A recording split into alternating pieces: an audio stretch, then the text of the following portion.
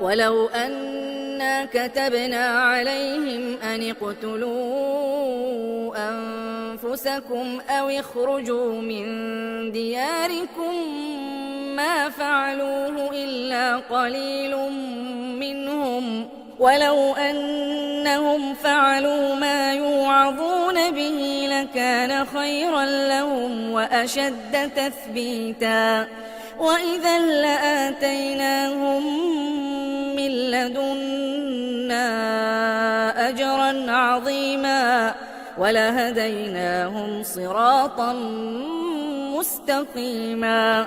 ومن يطع الله والرسول فأولئك مع الذين أنعم الله عليهم من النبيين والصديقين والشهداء والصالحين وحسن أولئك رفيقا. ذلك الفضل من الله وكفى بالله عليما.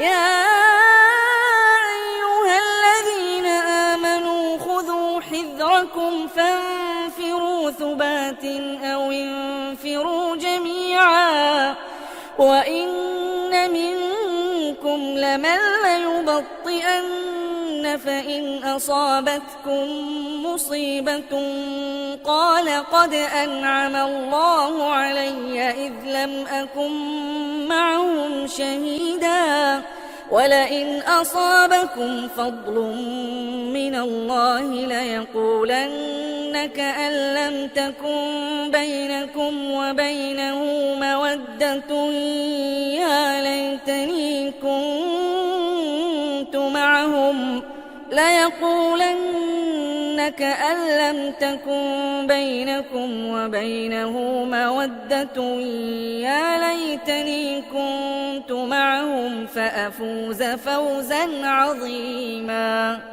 فليقاتل في سبيل الله الذين يشرون الحياة الدنيا بالآخرة ومن يقاتل في سبيل الله فيقتل أو يغلب فسوف نؤتيه أجرا عظيما.